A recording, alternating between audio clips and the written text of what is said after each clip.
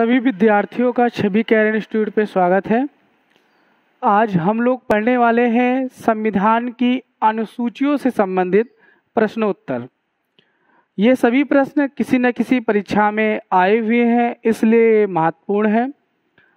तो हम पहले प्रश्न की तरफ ध्यान देते हैं। पहला प्रश्न है कि निम्नलिखित कथनों पर विचार करिए, जिसमें स्टेटमेंट लिखा है कि भारतीय संविधान में 20 भाग हैं। भारतीय संविधान में कुल 390 अनुच्छेद हैं।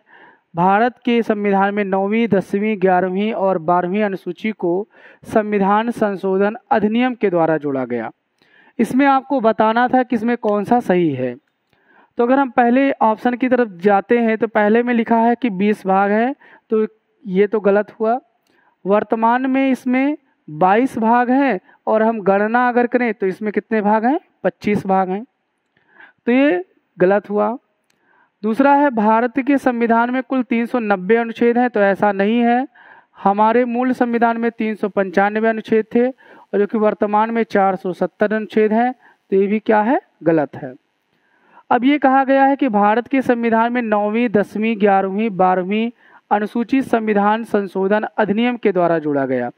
ये सही है, क्योंकि पहले मूल संविधान में 8 अनुसूची थी, फिर 9वीं अनुसूची को पहले संविधान संशोधन और 10वीं अनुसूची को 21वें संविधान संशोधन और 11वीं अनुसूची को 71वें संविधान संशोधन और 12वीं अनुसूची को 92वें संविधान संशोधन के तहत हमारे संविधान में जोड़ा गया। तो इस प्रकार इसका तीसरा सही है और दोनों गलत हैं, तो इसका आंसर क्या होगा? केवल 3। अब हम अगले प्रश्न पे देखते हैं। तो दूसरा क्वेश्चन पे देखते हैं। दूसरा क्वेश्चन है, भारतीय संविधान में निम्न दी गई अनुसूचियों में कौन सी एक राज्य के नामों की सूची और उनके क्षेत्रों का ब्यौरा देती है? तो देखिए, इसमें पहली अनुसूची, तीसरी अनुसूची, दूसरी अनुसूची और चौथी अनुसूची ये ऑप्शन में लिखा है। तो हमने आपको बताया था इसमें क्या आंसर होगा? पहली अनुसूची। पहली अनुसूची के अंतर्गत 1 से लेकर 4 तक अनुच्छेद आते हैं, जिसमें से पहले अनुच्छेद की बात करते हैं तो पहले अनुच्छेद में भारत राज्य के नाम और क्षेत्र के बारे में बताया गया है। दूसरी अनुसूची में नए राज्यों के प्रवेश के बारे में बताया गया है। तीसरी अनुसूची में किसी राज्य को सीमा में घटा करके वृद्धि करके नए राज्यों के गठन के बारे में बताया गया है। तो राज्यों के नाम हो, राज्यों की सीमाओं में विस्तार हो, नए राज्यों का गठन हो, नए राज्यों का प्रवेश हो, तो वो किस अनुसूची से संबंधित है? तो पहली अनुसूची से संबंधित है।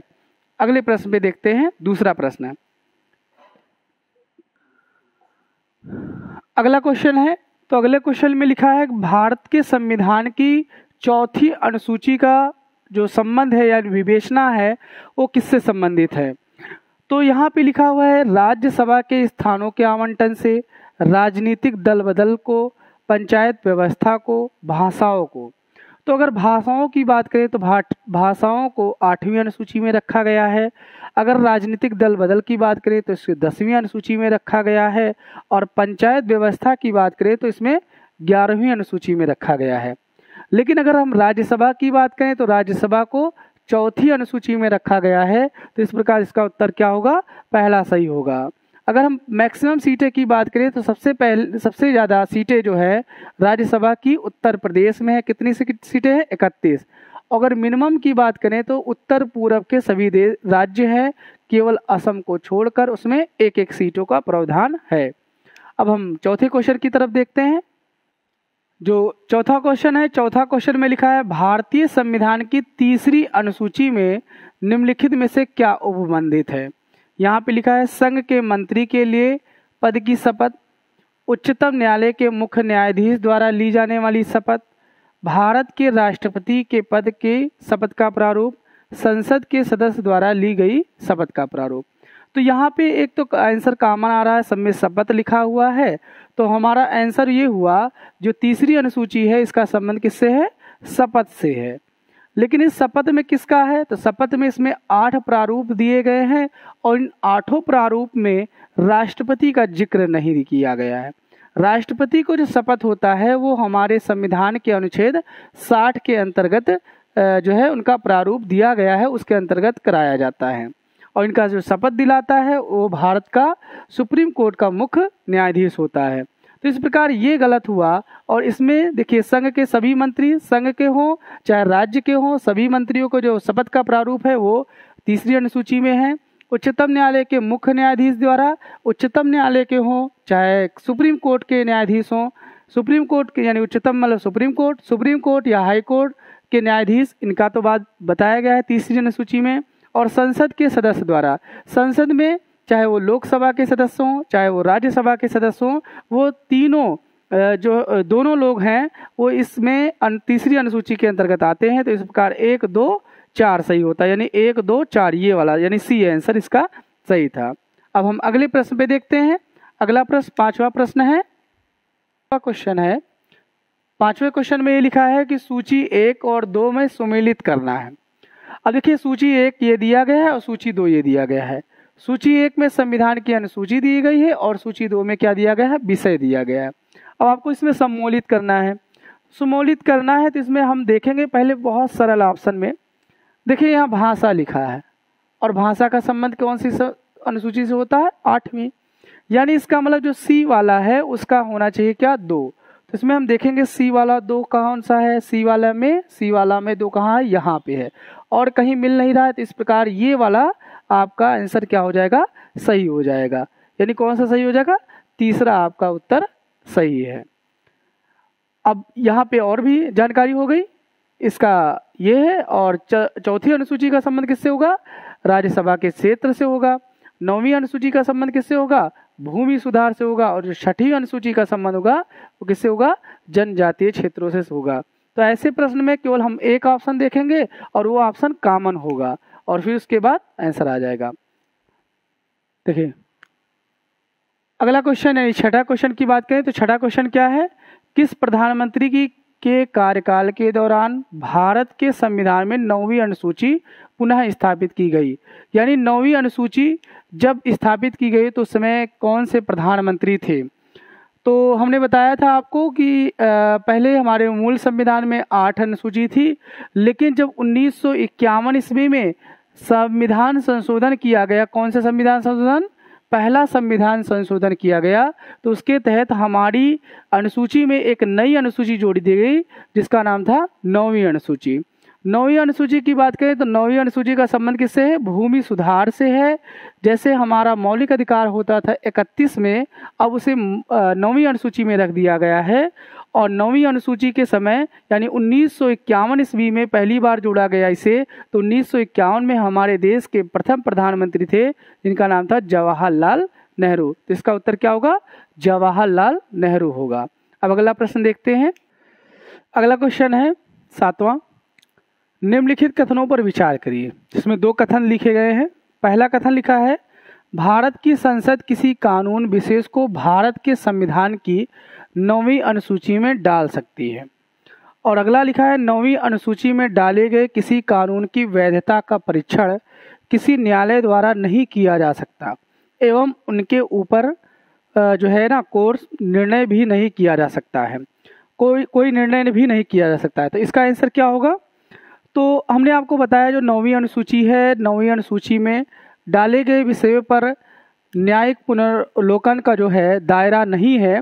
लेकिन उससे पहले कोहिलो केस आया था, कोहिलो केस 2007 में आया और उससे पहले केशवानंद भारती 1953 में आया। तो कोहिलो केस में डिसाइड किया गया, सुप्रीम कोर्ट द्वारा ये कहा गया कि 1973 के बाद जो भी चीज़ें 9वीं अनुसूची में डाली गई हैं, यदि वो हमारे मूल ढांचे को प्रभावित करता है तो वो न्यायिक पुनर्लोकन में आएगा। तो इसमें सीधे कोर्ट ने कह दिया है ऐसा नहीं है, यदि 9वीं अनुसूची का कोई बात अगर हमारे मूल ढांचे को प्रभावित करता है तो इस पर कोर्ट हस्तक्षेप कर सकता है। तो जब कोर्ट हस्तक्षेप कर सकता है तो इसमें लिखा है कोर्ट हस्तक्षेप नहीं कर सकता, तो ये क्या हुआ, गलत हुआ। पहला लिखा है, भारत की संसद में जो है ना संसद किसी कानून विशेष को भारत की संविधान की 9वीं अनुसूची में डाल सकता था। हाँ, ये बात सही है कि किसी भी कानून को 9वीं अनुसूची में डाला जा सकता है, लेकिन उस पर न्यायिक पुनर्लोकन की जो प्रक्रिया है वो की जा सकती है, क्योंकि इससे पहले कोहिलो केस और केशवानंद भारती में सुप्रीम कोर्ट द्वारा ये निर्णय दिया गया। तो इसका आंसर क्या होगा? पहला केवल सही होगा, यानी केवल एक सही है। अब अगला प्रश्न देखते हैं। देखिए, अगला क्वेश्चन था निम्नलिखित में से कौन सही सुमेलित नहीं है, यानी आपको बताना है कि कौन सही से सुमेलित नहीं है। जैसे सार्वजनिक स्वास्थ्य एवं स्वच्छता राज्य सूची का विषय है, तो हमने आपको बताया है स्वच्छता किसका विषय है? राज्य सूची का विषय है। और उसके बाद जनगणना, तो जनगणना कौन कराती है? संघ सूची का विषय, यानी केंद्र सरकार कराती है। लेकिन जनसंख्या नियंत्रण की बात की जाए तो वो राज्य सूची का विषय है। राज्यसभा में सीटों का बंटवारा, तो राज्यसभा में सीटों का बंटवारा यहाँ पे लिखा है दूसरी अनुसूची, लेकिन दूसरी ना होकर के कौन सी अनुसूची है? चौथी अनुसूची में संबंधित है, यानी राज्यसभा के सीटों का बंटवारा चौथी अनुसूची से संबंधित है। फिर लिखा है दल बदल विरोध, तो जो दल बदल कानून है वो 91वें संविधान संशोधन 1985 ईस्वी को आया, और उस समय भारत के प्रधानमंत्री कौन थे? राजीव गांधी। राजीव गांधी के समय ये कानून आया, ये अनुच्छेद आया, और ये 10वीं अनुसूची में सही है। तो ये सही है और ये भी सही है, ये भी सही है, लेकिन ये वाला क्या था? गलत है, यानी सी वाला गलत है। अब अगला प्रश्न देखते हैं। देखिए, अगला प्रश्न था निम्नलिखित में से कौन सा विषय समवर्ती सूची का है? देखिए, समवर्ती सूची यानी वह सूची जिस पर कानून केंद्र भी बना सकता है और राज्य भी बना सकता है। तो हम पहली बात करें पुलिस की, तो पुलिस किसका विषय है? राज्य सूची का विषय है। अब देखिए रेडियो और टेलीविजन, तो रेडियो और टेलीविजन किसका विषय होगा? संघ सूची का विषय है। विदेशी मामले, तो विदेशी मामले विदेश मंत्री होते हैं, राज्य में कोई राज्य विदेश मंत्री तो होता नहीं है, तो इस प्रकार ये संघ सूची का विषय है। लेकिन जब आपराधिक मामले आते हैं तो आपराधिक मामले में जो कानून होता है, जैसे आईपीसी होता है, सीआरपीसी होता है, या मान लीजिए कानून होते हैं, तो इस पर कानून में राज्य भी कानून बना सकता है और केंद्र भी कानून बना सकता है। तो इस प्रकार इसका उत्तर हुआ बी, यानी आपराधिक मामले समवर्ती सूची का विषय है। अब हम अगले प्रश्न पे देखेंगे। अगला क्वेश्चन है भारत के संविधान के अंतर्गत विषय तथा संबंधित सूची के बारे में निम्नलिखित में से कौन सा सुमेलित नहीं है?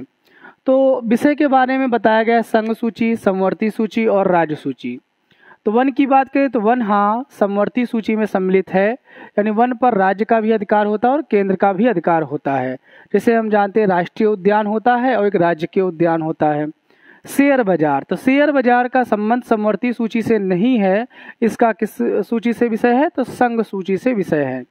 अब डाक और बचत बैंक, डाकघर और बचत बैंक संघ सूची से, ये सही है। जन स्वास्थ्य ये राज्य सूची का विषय है, तो इसे इसलिए राज्य के मेडिकल कॉलेज ऐसे होते हैं। ठीक, अब अगले प्रश्न पे देखते हैं। 11वां प्रश्न है। 11वां प्रश्न है संविधान की 11वीं अनुसूची किससे संबंधित है? तो संविधान की जो 11वीं अनुसूची है वो पंचायती राज से संबंधित है, और 12वीं की बात करें तो वो नगर पालिका से संबंधित है। लेकिन जो 11वीं अनुसूची है इसे हम कब जोड़ा गया? तो 11वीं अनुसूची को जोड़ा गया था 73वें संविधान संशोधन 1992 में। 11वीं अनुसूची 73वें संविधान संशोधन 1992 में जोड़ा गया, और नगर पालिका को 74वें संविधान संशोधन 1992 में जोड़ा गया। 11वीं अनुसूची के अंतर्गत पंचायतों की शक्तियों के बारे में है, और इस शक्तियों के आधार पर हम देखें तो कितने विषय हैं? तो 29 विषय हैं, यानी पंचायती राज की जो शक्तियां हैं उसमें 29 विषय के बारे में बताया गया है। अब हम अगले प्रश्न में देखते हैं। अगला प्रश्न है 12वां, कोहिलो केस भारत के संविधान की किस अनुसूची से संबंधित है? तो कोहिलो केस 2007 में आया था, और इसका संबंध कौन सी है? 9वीं अनुसूची से है। 9वीं अनुसूची में भूमि संबंधित कानून लिखे गए हैं, और इस कोहिलो केस में सुप्रीम कोर्ट द्वारा यह निर्णय लिया गया कि 1973 के बाद जो भी इसमें प्रावधान लिखे जाएंगे, अगर वो हमारे मूल ढांचे को प्रभावित नहीं करते हैं तो उस पर न्यायिक पुनर्लोकन, अगर नहीं करते हैं तो उस पर न्यायिक पुनर्लोकन का अधिकार नहीं होगा, अगर वो करते हैं तो उस पर सुप्रीम कोर्ट न्यायिक पुनर्लोकन कर सकता है, यानी सुप्रीम कोर्ट उसे हटा सकता है, समाप्त कर सकता है। अगर हम 7वीं अनुसूची की बात करें तो 7वीं अनुसूची में विषय के बारे में बताया गया है, संघ सूची, राज्य सूची और समवर्ती सूची। 8वीं की बात करें तो इसमें भाषा के बारे में बताया गया है, और 9वीं में भूमि सुधार से बताया गया है। और भूमि सुधार पहले हमारा मौलिक अधिकार होता था, लेकिन इसे बाद में हमारा विधिक अधिकार बता दिया गया, और 9वीं अनुसूची का संबंध भूमि सुधार से है, और कोहिलो केस का भी संबंध भूमि सुधार यानी 9वीं अनुसूची से है। 10वीं अनुसूची की बात करें तो 10वीं अनुसूची 52वें संविधान संशोधन 1985 ईस्वी में राजीव गांधी के द्वारा जोड़ा गया था, और यह संबंधित है दल बदल कानून से। अगला प्रश्न देखते हैं। देखिए, अगला प्रश्न की बात करें तो अगला 13वां प्रश्न है, विवाह विच्छेदन और गोद लेने संविधान की 7वीं अनुसूची में निम्नलिखित किसके अंतर्गत आता है? तो एक केंद्र सूची है, एक राज्य सूची है, एक समवर्ती सूची है। तो इसका उत्तर क्या होना चाहिए? समवर्ती सूची, क्योंकि दहेज से संबंधित, विवाह से संबंधित, इनसे संबंधित जो कानून होते हैं वो राज्य भी बना सकता है और केंद्र भी बना सकता है। तो इस प्रकार ये कौन सी सूची में आना चाहिए? समवर्ती सूची में आना चाहिए। तो इसका उत्तर क्या हुआ? समवर्ती सूची। अब हम अगला प्रश्न देखेंगे। देखिए, अगला प्रश्न है, भारतीय संविधान की 6ठी अनुसूची में निम्नलिखित में से किस राज्यों के जनजातियों के प्रशासक से संबंधित है? तो जनजातियों, अब जनजाति जो होते हैं वो सबसे ज़्यादा उत्तर पूर्व भारत में रहते हैं। तो पहले ऑप्शन की तरफ देखें तो ये बिहार है, ये उत्तर पूर्व में नहीं पड़ता, ये तो समाप्त हुआ। दूसरा है उत्तराखंड है, ये तीसरा, और उत्तराखंड भी उत्तर पूर्व भारत में नहीं पड़ता, तो ये भी समाप्त हुआ। तो इसका मतलब अब 2 क्वेश्चन सही है, मतलब 2 ऑप्शन होने चाहिए। लेकिन इसमें जो राइट आंसर है उसका नाम है मेघालय, त्रिपुरा और मिजोरम। मेघालय, त्रिपुरा, मिजोरम, ये 5 राज्य होंगे लगभग, और इन 5 राज्यों में जो जनजातीय प्रशासक होगा, इनका जो गठन होगा वो राष्ट्रपति के द्वारा किया जाएगा, और इसमें जो सदस्य मनोनीत किए जाएंगे वो राज्यपाल के द्वारा किए जाएंगे। अगला प्रश्न देखें। अगला 15वां प्रश्न है, निम्नलिखित में से कौन राज्य सूची का विषय है? तो यहाँ पे लिखा है जनगणना। तो जनगणना किसका विषय होता है? संघ सूची का, यानी केंद्र सूची का विषय है। निगम कर, जितने भी कर होते हैं सभी केंद्र सरकार के द्वारा लिए जाते हैं और सभी संघ सूची के विषय है। लेकिन अगर बाजार का है, मेला का है, ऐसे टैक्स हैं, या गांव में कोई मेला का टैक्स है, तो ऐसे कर टैक्स जो है राज्य सरकार द्वारा लिए जाते हैं। तो निगम कर भी संघ सूची का विषय है। फिर आर्थिक एवं सामाजिक नियोजन, जितने भी आर्थिक और सामाजिक नियोजन यानी पैसों से जो योजनाएं बनाई जाती हैं वो राज्य सरकार भी बनाती है और केंद्र सरकार भी बनाती है। तो आर्थिक नियोजन दोनों करते हैं। तो इस प्रकार ये कौन सी सूची का विषय होना चाहिए? समवर्ती सूची का विषय होना चाहिए। अब आता है रेलवे पुलिस। तो रेलवे पुलिस में देखते होंगे ऐसे जीआरपी होती है। जीआरपी जो उत्तर प्रदेश पुलिस से संबंधित होती है। तो